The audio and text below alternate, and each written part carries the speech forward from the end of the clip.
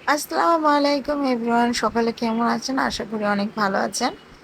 আমিও আপনাদের তো ভালো আছি। নীলাস ব্লগস থেকে চলে আসলাম। আজকে আমি আপনাদের রান্না করে দেখাবো স্যুপ মোমো। এটা খুবই সহজভাবে রান্না করা যায় আর এটা এত টেস্টি হয়।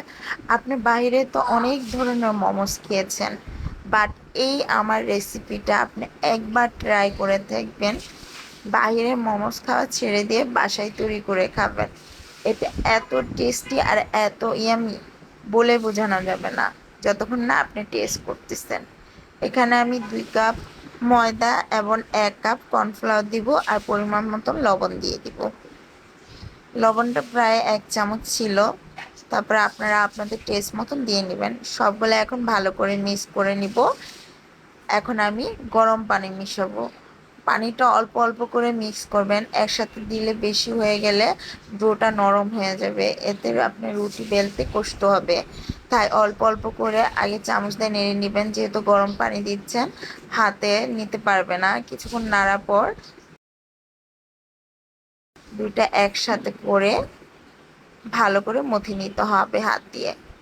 সুন্দর করে আপনারা যখন রুটি বানান, রুটি যেভাবে ডোটা মতেন ঠিক সেভাবে মতে একটা বাটিতে ঢেকে রেখে দিতে হবে আধা ঘন্টা রেস্টের জন্য।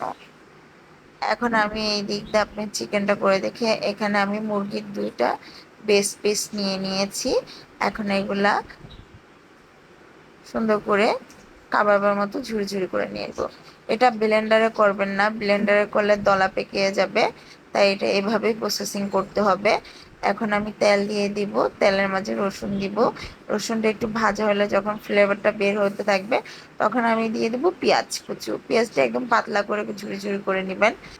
পরিমাণ মতন লবণ, তার মাঝে দিয়ে দিব মরিচ কুচু এবং আমি কেটে রাখা মাংসগুলো দিয়ে নেড়ে নিব। আর এখানে দিয়ে দিব 1 চামচ গোলমরিচ আর 1 চামচ সয়া সস। আপনি চাইলে শুকনো মরিচের গুঁড়োও দিতে পারেন, চিলি ফ্লেক্স যদি ঝাল বেশি খান। সামান্য একটু পানি দিয়ে দিব। পানিটা দেওয়ার কারণে একটু গ্রেভি গ্রেভি ভাব থাকবে। এতে মানে মোমোটা খেতে ভালো লাগবে। এখন রেস্টে রাখার ডোটা নিয়ে আমি পিস পিস করে কেটে নিয়েছি, ছোট ছোট পিস করে। ওগুলো গোল করে লুচির মতো ছোট ছোট পিস করে রুটিগুলো বেলে নিব। সবগুলো রুটি এভাবে বেলানো শেষ হয়ে গেলে আমি মোমো বানানো শুরু করে দিব। দেখছেন দেখতে কি সুন্দর গোল এবং পাতলা। এটা অবশ্যই পাতলা হতে হবে, ভারী হলে মোমোর টেস্টটা পাবেন না। এখন চিকেনগুলো দিয়ে এভাবে খুব সহজ যেই মোমো বানানোর ডিজাইনটা আছে আমি ওটাই তৈরি করে দেখাচ্ছি। আমার কাছে এটা অনেক সহজ লাগে, ওগুলো করা খুব কষ্টকর হয়ে যায়। এখন আমি এখানে পানি নিয়েছি 2 কাপ, তার মধ্যে পরিমাণ মতো লবণ দিয়ে দিচ্ছি। আর এই প্যাকেটের স্যুপটা একটু ঝাল হয়, আর ঝাল মোমো খেতে আমার ভালো লাগে, তাই এটা ইউজ করতেছি। যারা ঝাল কম খাবেন তারা অবশ্যই ম্যাগি থাই স্যুপটা নিয়ে নেবেন। নিয়ে যখন এটা বলক আসবে তার মধ্যে মোমোটা ছেড়ে দিব, ছেড়ে 5 মিনিট জাল করে নিব। 5 মিনিটে মোমোর উপরের পুরোটা সিদ্ধ হয়ে যাবে এবং গরম গরম ধোয়া ওঠো মোমো খান। স্যুপ মোমো এটা এত টেস্টি, আপনি একবার খেলে বারবার খেতে যাবেন। অবশ্য এটা প্রসেসিং করাও খুব সহজ।